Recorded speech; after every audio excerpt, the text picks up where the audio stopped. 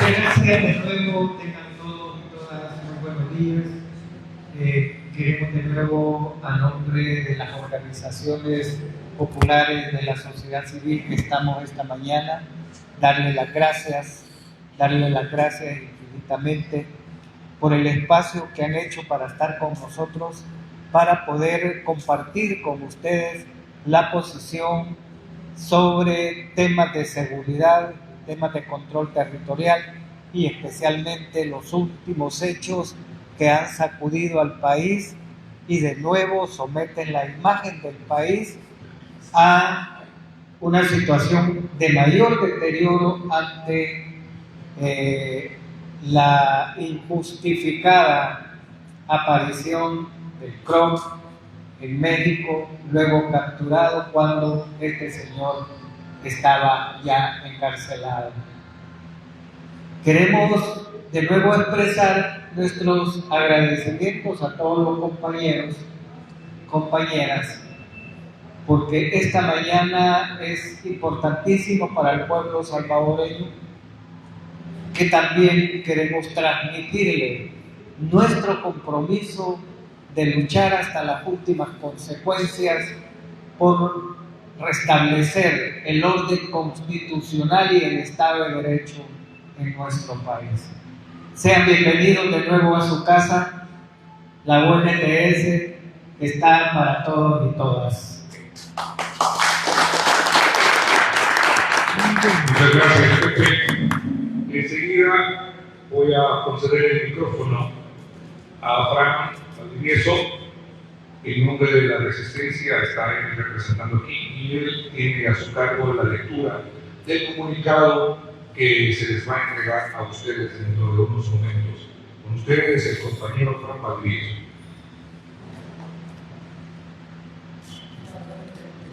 Buenos días, amigos y amigas, bienvenidos a esta conferencia de prensa. Le vamos a dar lectura al comunicado oficial que este grupo de organizaciones ha planteado ante los últimos acontecimientos relativos a la captura de uno de los prófugos insignes, por así decirlo, de la justicia salvadoreña. Nosotros, las organizaciones, rechazamos los pactos del gobierno con grupos criminales y exigimos transparentar la situación de seguridad pública del país. Ante la confirmación por autoridades de Estados Unidos de que el gobierno salvadoreño liberó ilegalmente al cabecilla pandillero Elmer Canales Rivera, conocido en el bajo mundo de las pandillas como CROC, la Alianza Nacional del Salvador en Paz, la Resistencia Ciudadana, la Coordinadora Salvadoreña de Movimientos Populares, el Movimiento de Trabajadores Despedidos, la Mesa de Trabajo por una Pensión Digna y Sumar, expresamos lo siguiente. Primero, condenamos el actuar delictivo de los funcionarios públicos que se han visto involucrados en la liberación ilegal del CROC. Exigimos a la Fiscalía General de la República una pronta investigación de los responsables intelectuales y materiales. Si el fiscal no actúa inmediatamente, podría denotar complicidad en el hecho. Segundo, denunciamos que mientras se libera a criminales de la talla del CROC, el gobierno mantiene cruelmente encarcelados a miles de personas inocentes capturadas arbitrariamente durante el denominado régimen de excepción. Según el socorro jurídico humanitario, al menos 20,000 de los más de 70,000 detenidos no tienen relación con pandillas. Muchos de ellos incluso tienen orden judicial de excarcelación, pero la Dirección General de Centros Penales incumple indebidamente dichas resoluciones. Tercero, rechazamos la inconstitucionalidad, la pretendida reelección del presidente desde todo punto de vista inconstitucional, cuyo gobierno ha permitido liberar a jefes pandilleros condenados por asesinatos, secuestros y otros crímenes, y exhortamos a la población a demandar transparencia y rendición de cuentas por estos hechos. Quien pacta por criminales también es un sujeto de la misma naturaleza. Cuarto, en relación a la situación de seguridad, consideramos que un abordaje serio y responsable del problema implica al menos estas acciones urgentes. A. Poner fin al régimen de excepción que suspende injustificadamente los derechos ciudadanos, genera abusos contra personas inocentes y ha instaurado un clima de miedo que hace más opaca a la gestión pública.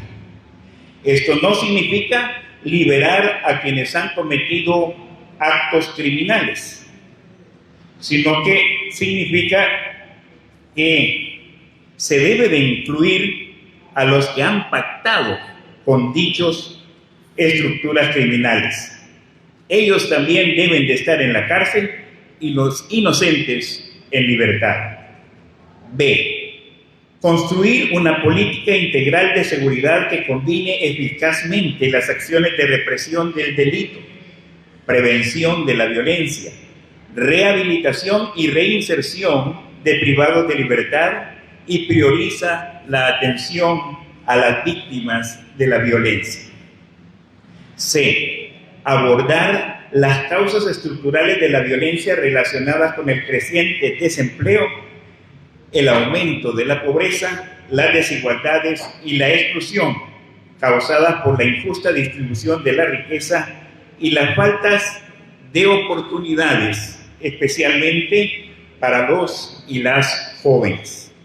San Salvador, 27 de noviembre del año 2023. Muchas gracias.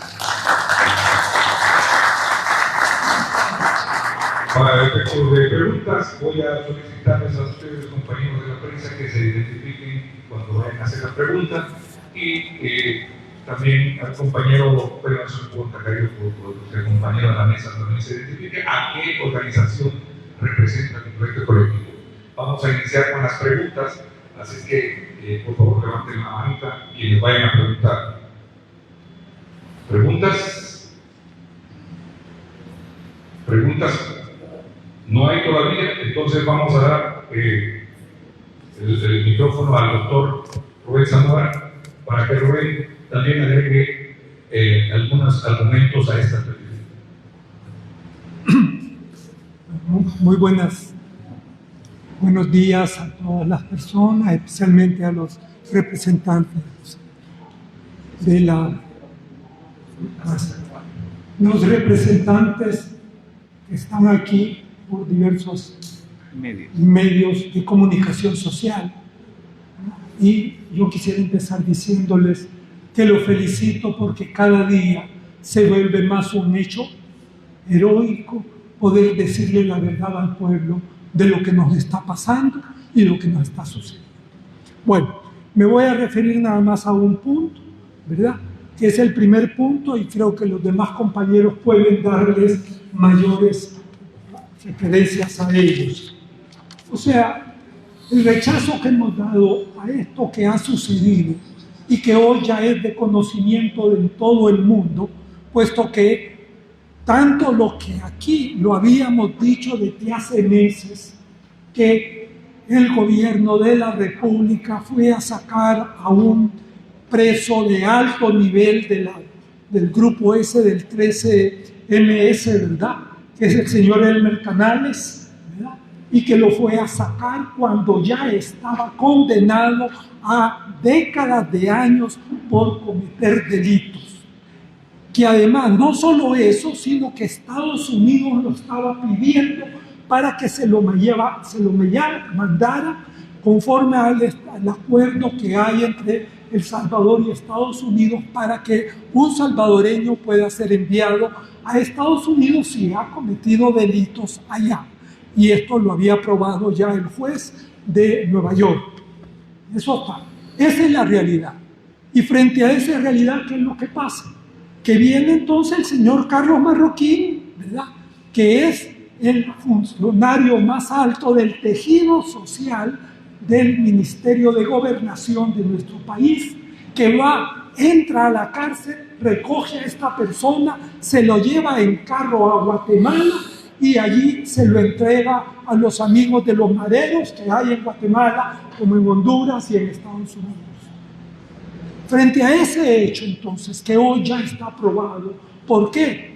Porque cuando ya se hace público esto y en Estados Unidos internacionalmente se conoce, el gobierno del señor Bukele pretende decir que este señor Elmer Canales lo que había hecho es salirse corriendo y se había podido escapar, lo cual es falso.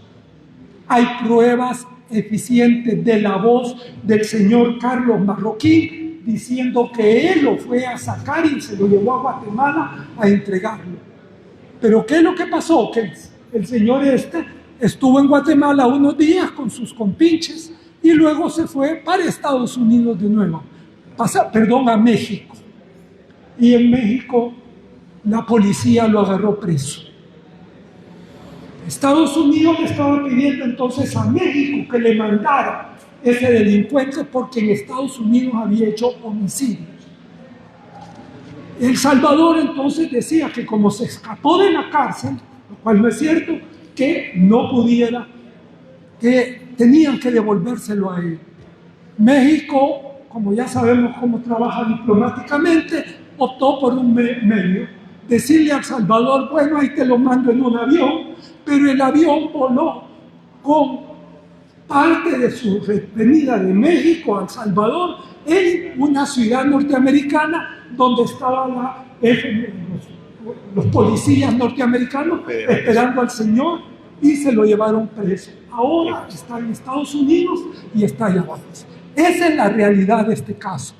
Es un gravísimo, para el gobierno de El Salvador actual, es un gravísimo problema. ¿Por qué? Porque involucra no solo el señor Elmer Canales, porque fue quien hizo el delito físicamente de llevarse a sacar sin permiso de la cárcel y llevárselo fuera. Ese es uno. Pero está quien es el autor intelectual de esto, ese es su superior, es decir, el ministro de Gobernación, que es el señor Carlos Marroquín. Pero, Gustavo Villatoros, perdón. Pero no solo ellos, sino que también el fiscal general de la República, que por obligación tiene de que cuando haya encontrado que ha habido un delito por otro funcionario, está bajo el artículo 241 en obligación de llevarlo en preso, o sea, acusarlo. De lo contrario, se convierte en cómplice del delito. Y finalmente, ¿verdad?, el señor director de los centros penales, quien fue el que permitió que eso se hiciera, violando la Constitución, ¿verdad?, que dijo que le iba a obedecer por su texto, sin importar qué artículo, mandato, o sea, que quieren que él viole. O sea, yo quiero señalar lo grave que es esta situación para el país, ¿verdad?, y cómo por eso creemos en alzar una voz que es necesaria, porque aquí está desapareciendo la justicia, perdón.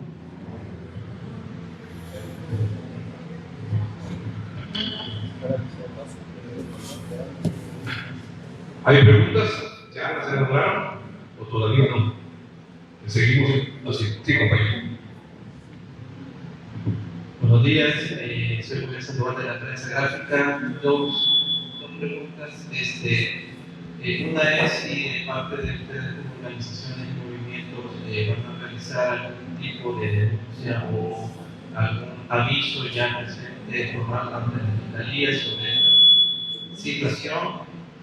Y el otro es también qué opinión merece el hecho que ustedes mencionaron acerca del régimen de excepción, también de los abusos acerca de elementos de la policía y Fuerza Armada que se han visto en contra de la sociedad civil, no solamente en cuestión de las capturas, sino que han visto, por ejemplo, abusos sexuales y otros por ahí. Muchas gracias.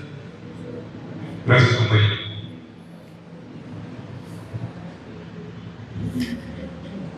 Como organizaciones, nosotros ya hemos puesto ante otros casos nuestros recursos ante las instancias de la República, aunque sabemos en este momento que la institucionalidad de la República no está respondiendo a las demandas ciudadanas e institucionales de las asociaciones. Sin embargo, lo vamos a seguir haciendo para que represente un precedente necesario para que la institucionalidad funcione o quede el precedente de que se presentaron los recursos, valga la redundancia. Ahora, ¿qué nos preocupa y qué denunciamos de este régimen de excepción? Ya lo decíamos en el comunicado. Nos preocupa que de los 70,000 detenidos en el régimen de excepción, según el Socorro Jurídico Humanitario, por lo menos 20,000 son personas inocentes, que no se ha seguido su debido proceso, que en muchas de las causas ha sido por un criterio del policía que le detuvo sin ningún procedimiento ciudadano. Eso nos preocupa profundamente. Nos preocupan los casos de violación sexual y de otra naturaleza, porque estamos ante un régimen que ha hecho uso y abuso de sus autoridades fuera de la ley. Lo que estamos pidiendo es que se haga en el marco de la ley. Que los que sean culpables cumplan con su culpabilidad y con sus penas, pero en el marco de la ley. Esa es la diferencia. Y si nos preocupa en el trasfondo, ¿por qué estamos haciendo esta denuncia?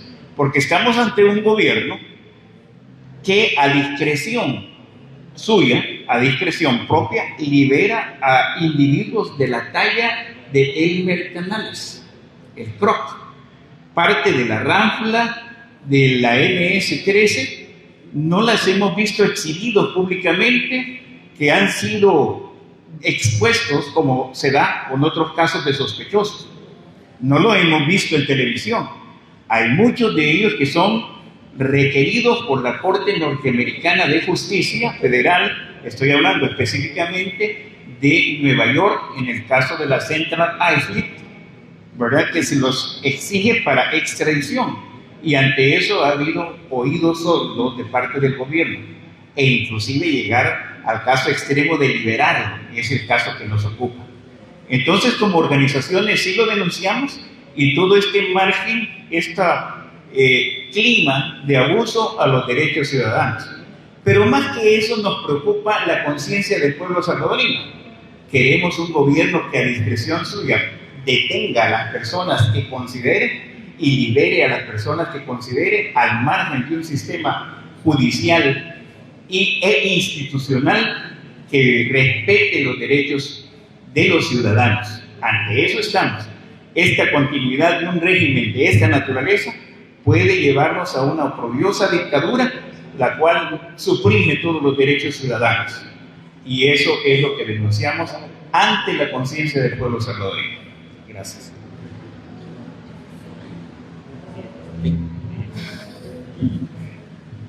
Hola, buenos días, Jacqueline Mariana para México TV. Hace unos días han estado circulando el rumor de que varias personas que están aquí en el centro penitenciario de Bayona están muriendo a causa de una infección. No sé si ustedes tienen conocimiento y me podrían decir.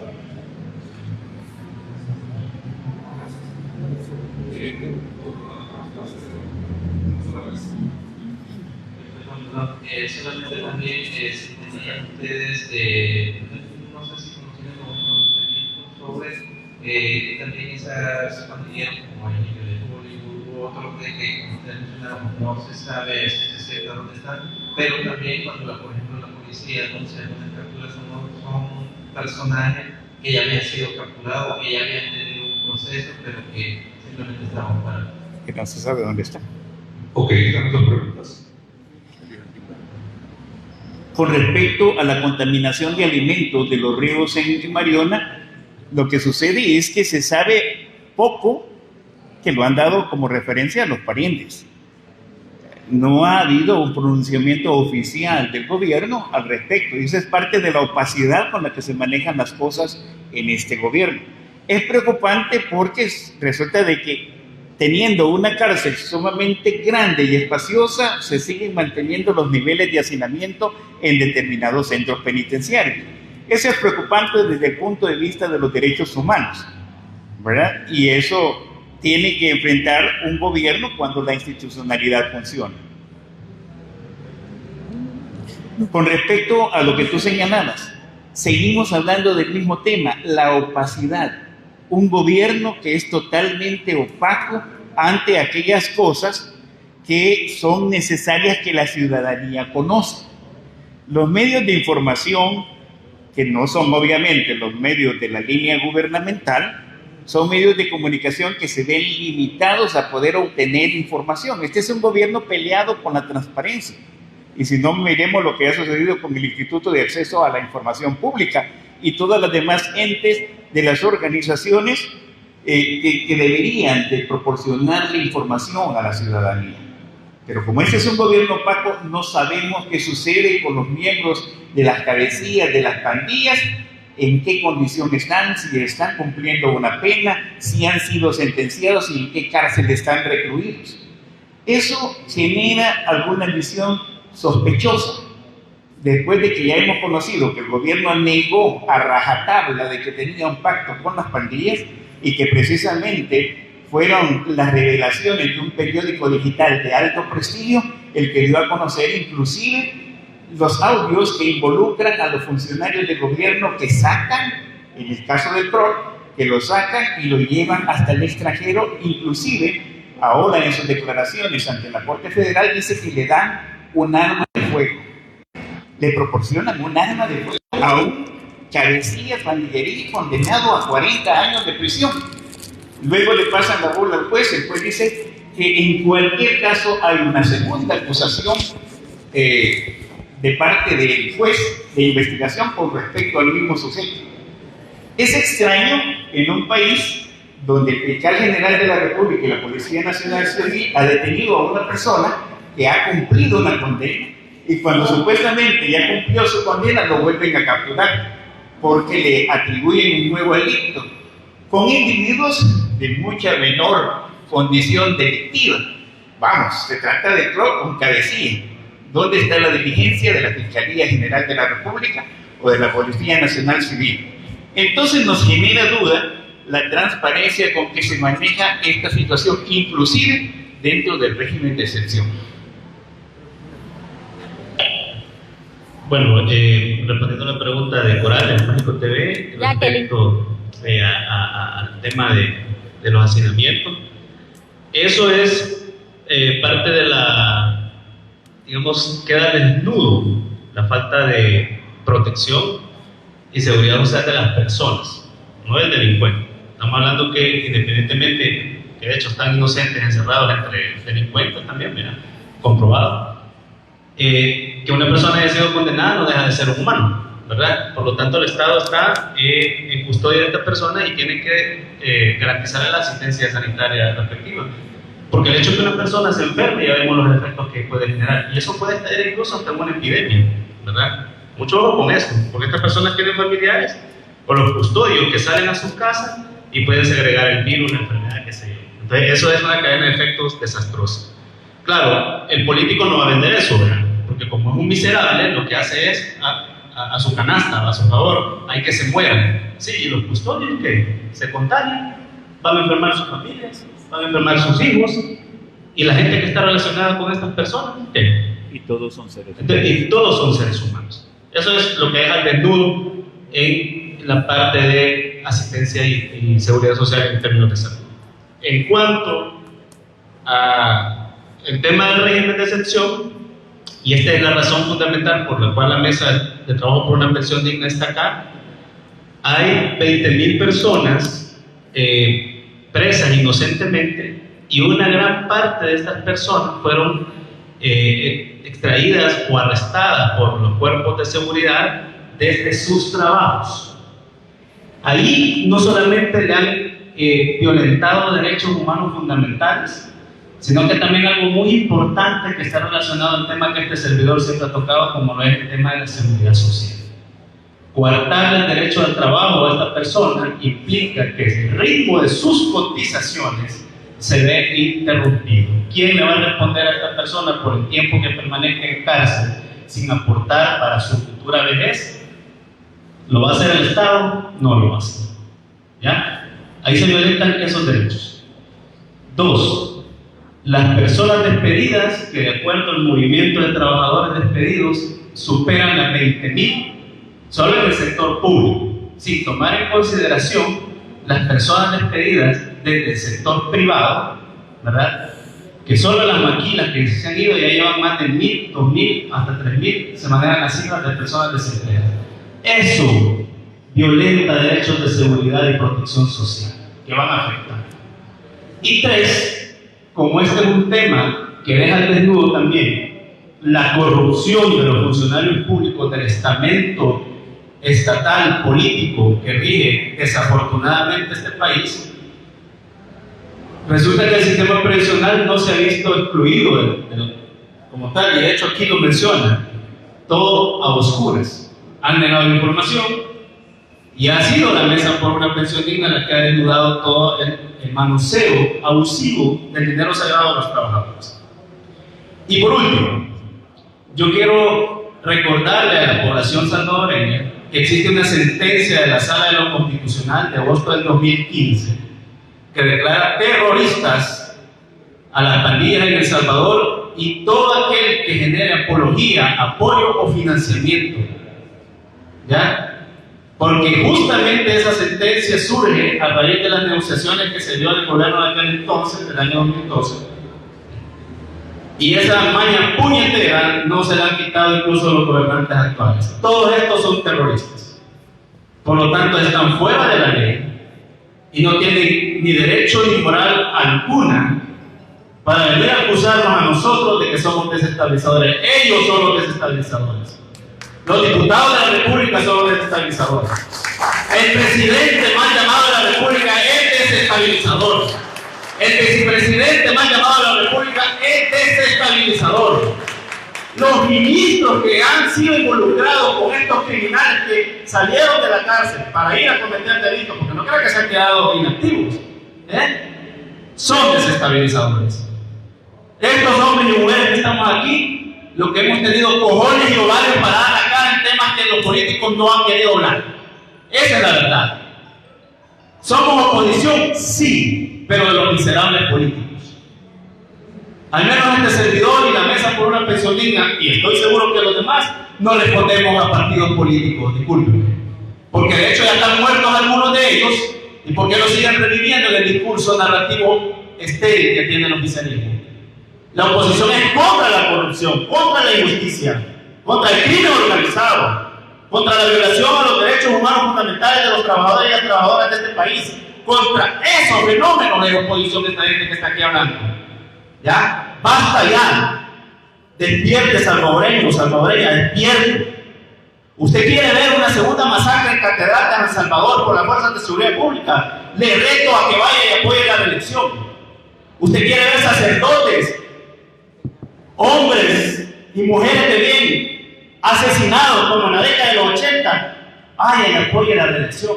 Porque las consecuencias inmediatas de reelegir a personas que solamente piensan en su poder, en su egocentrismo, en su narcisismo, ya sabemos qué es lo que ocurre. Nadie de estos políticos ha pensado en los intereses de los trabajadores, de las trabajadoras, del ciudadano de a pie, solamente en su pequeño grupo. Y ahí están las consecuencias. La verdad siempre sale a la luz, y aquellos que tenemos la razón, no es que no nos equivoquemos, claro, somos humanos, pero como estamos del lado correcto, siempre terminaremos teniendo la razón. Que todo poderoso nos bendiga.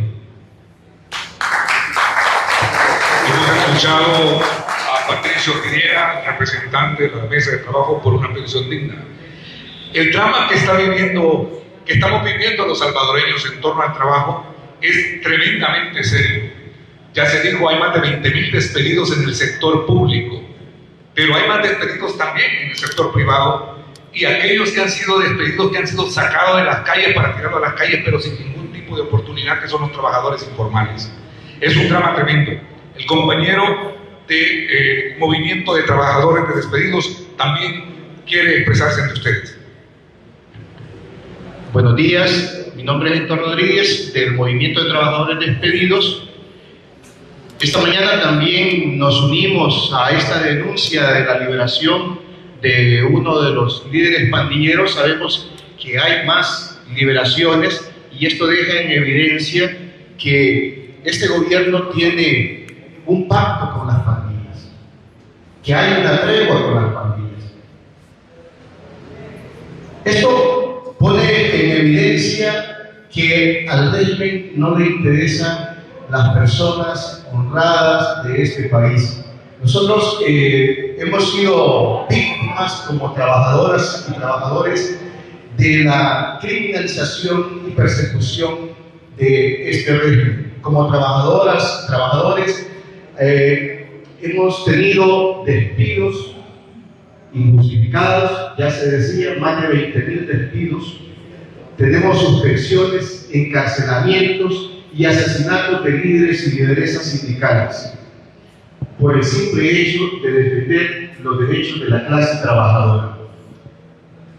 Tenemos a esta fecha 146 sindicalistas que han sido despedidos y respetándoles el derecho a la sindicación y al fuero sindical. A este momento tenemos 39 líderes sindicales que han sido suspendidos, es una forma eufemística también de llamar despido, que ya han interpuesto la denuncia ante la Organización Internacional del Trabajo. Estamos esperando un pronunciamiento enérgico de la Organización Internacional del Trabajo contra el Estado salvadoreño por violentar los derechos de la clase trabajadora. 17 sindicalistas han sido encarcelados por el simple delito de defender los derechos de la clase trabajadora. 13 de ellos están hoy por hoy con medidas sustitutivas, pero tenemos todavía a los compañeros Giovanni Aguirre López, sindicalista de la Alcaldía de San Salvador, al compañero Misael Damir Gómez, sindicalista de la Alcaldía de Ciudad Delgado, a Sabino Antonio López, sindicalista de la Alcaldía de Panchimalco, a Franklin Gabriel Izaguirre, sindicalista de la Alcaldía de Soyapango, que siguen guardando prisión en las mazmorras de este país.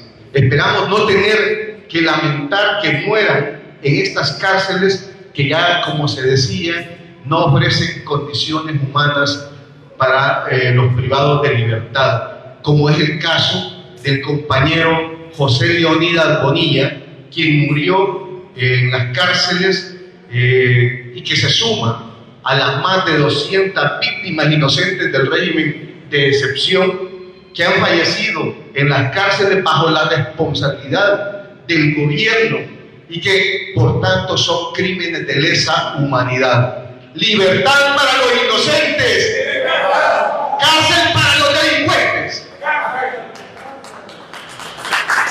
Gracias, Héctor. Me voy a sumar a la petición que Héctor ha planteado en estos momentos, que es una petición de mayor atención y de pronta atención al caso de El Salvador de parte de la Organización Internacional del Trabajo, porque se está lesionando el derecho al trabajo no solo de los trabajadores públicos, también de los trabajadores privados y sobre todo de los trabajadores de la economía informal, que constituyen el 78% del tejido económico de este país.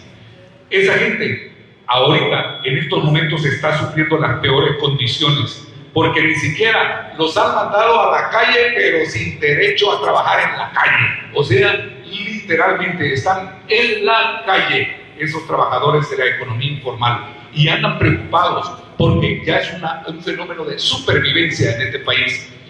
Ya lo dijo también Patricio, si no queremos ver de nuevo crisis política y social en las calles, pues entonces solicitamos a los organismos internacionales, ya no al gobierno, porque este gobierno no hace caso a nada, pero sí a los organismos internacionales, a las embajadas y a toda la comunidad europea, a la embajada norteamericana, que por favor atiendan estos llamados de esta sociedad civil fuerte, valiente. Bien, ¿alguien más necesita para acompañar?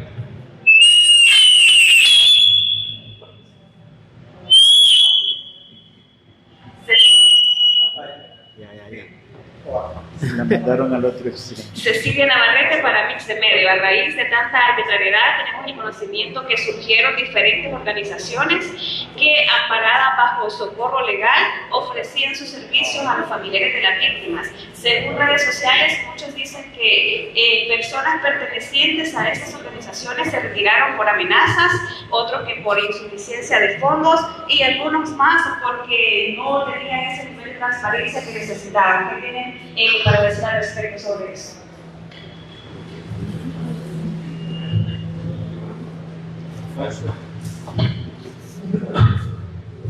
Efectivamente, señorita, esto es parte de todo esto de tratar de destruir a la sociedad civil de parte del gobierno. Mire, esto se está generalizando. En primer lugar, ¿verdad?, yo quisiera añadir a lo que usted ha dicho, ¿verdad?, las empresas, los ONGs extranjeros que mandan el dinero para que las organizaciones de sociedad civil hagan el trabajo con los pobres para ayudarles en sus dificultades. Esas que se están yendo de principales de Estados Unidos ya cerraron sus puertas a El Salvador. Incluso conozco de casos que, habiendo sido aprobado por la empresa que se iba a hacer en un pueblo del interior del país, en una buena, de más de $1 millón de ayudarle a la gente, pues bueno, eso, ¿verdad?, los alcaldes no daban el permiso como ya antes habían dicho que sí. Se averiguó, y es que recibieron una carta de la Casa Presidencial en que se les dice que todo trabajo que venga informado en dinero desde el exterior tiene que pasar primero a la Casa Presidencial para ver si se puede hacer o no. Y allí hay una lista de todas las organizaciones de sociedad civil que no pueden permitirles que trabajen. Ese es un caso que está sucediendo constante y cada vez más fuerte. Aquí se está aumentando la pobreza inmensamente con la política del gobierno actual. Y eso es algo que lo que nos viene el próximo año es muy grave. Ya nos dijeron, el niño va a continuar todavía más durante todo el verano del próximo año. Eso significa que si la pérdida de millones de producción de arroz, frijoles, de lo básico del Salvador, se ha reducido, ahora va a ser todavía más. Y lo único que va a poder hacer es ir a comprar afuera, donde ya sabemos cómo el gobierno y funcionarios del gobierno lo ocupan para enriquecerse, haciendo malos proyectos. Precisamente para plantear la grave crisis económica, antes de concederle el micrófono al licenciado Goitia, voy a hacer un llamado social, un anuncio. Al dueño de Kia 68 o 687-374, gris, y el del Honda P300 o 3001. Les voy a pedir que por favor muevan, si pueden mover su vehículo, o a ver si quieren me conceden a mí la llave para hacer un trámite de movimiento para que no tengan. Ya mandaron a llamar a Cuba y no queremos tener nosotros llegar a ningún problema a nadie. Así es que, por favor, gracias. Gracias. Bien, el licenciado Goitia con ustedes. Muy buenos días. Bueno, yo voy a tratar más allá del tema que nos orienta hoy día en torno al problema de la seguridad y el manejo inadecuado de este gobierno en torno a la solución de la problemática de seguridad, porque lo que se ha visto es más bien un problema de pactos que ya venían de gobiernos anteriores y este ha profundizado eso. Pero bueno, el punto que a mí me acoge es el tema económico, que ya nos han señalado varios, que ciertamente el país está en una situación crítica, económica. La CEPAL acaba, este organismo internacional acaba de mencionar que El Salvador va a crecer posiblemente a 2.1%, que es del más bajo crecimiento de la región centroamericana y una de las más bajas también en América Latina. O sea, El Salvador sigue teniendo esa característica de bajo crecimiento, pero ahora está en una situación peor. Y esto está muy asociado al tema de la inversión. La inversión extranjera el año pasado fue negativa, o sea, salió más flujos de recursos al exterior que entró. O sea, no hubo inversión extranjera directa. Y ahorita, en este año, tampoco se muestra positiva la situación. No hay inversión extranjera, más bien las empresas están saliendo del país. O sea, ya esta empresa, Canes Brand, que despidió hace poco 700 trabajadores y trabajadoras, esta empresa era una empresa sólida, fuerte, que generaba una gran cantidad de empleo en el país. Ya ha cerrado la primera planta y ya plantea que va a seguir cerrando otra planta y despidiendo otras 700.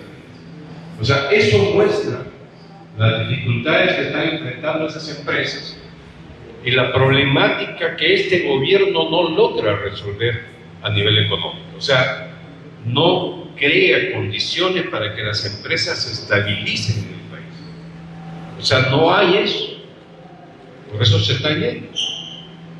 Entonces, la dinámica de inversión extranjera, la dinámica de inversión privada aún interna del país ha disminuido su tendencia, y la inversión pública, que debería acompañar realmente para el crecimiento de la economía, tampoco, no supera ni el 20% de ejecución presupuestaria en este año. O sea, está evidenciando la problemática de que el gobierno no ayuda a la dinámica de crecimiento. Y si no hay crecimiento, obviamente no hay empleo. No hay empleo. O sea, en este caso hay un nivel de desempleo muy grande. Ya han señalado, por ejemplo, que aquí se habla fácilmente de que el 70% está en el empleo informal.